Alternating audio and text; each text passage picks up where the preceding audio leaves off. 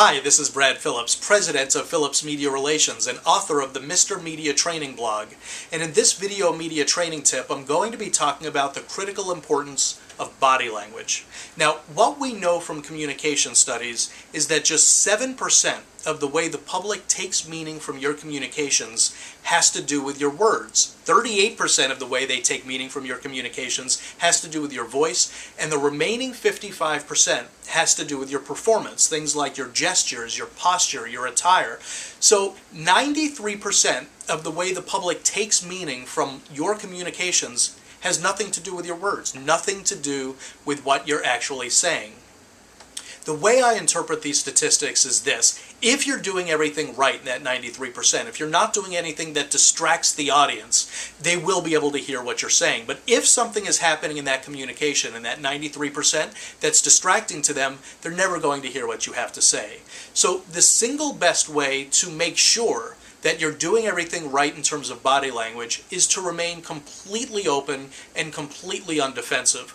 So many times in our media training sessions, we see spokespeople come in, and in the first round, they're especially nervous, they're especially defensive, and if you could see what was happening inside their brain, it would be something like this.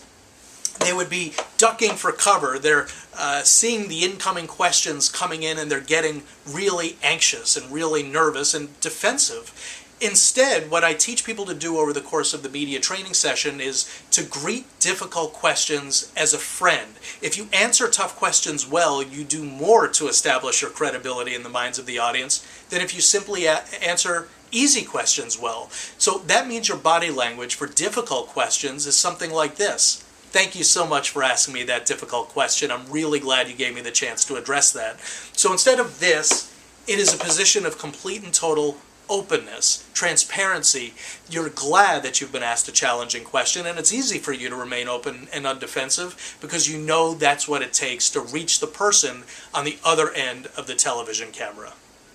If you like this video media training tip, please visit our blog for more information and more tips that will help you become a more effective media spokesperson at www.mrmediatraining.com. Thank you very much for watching.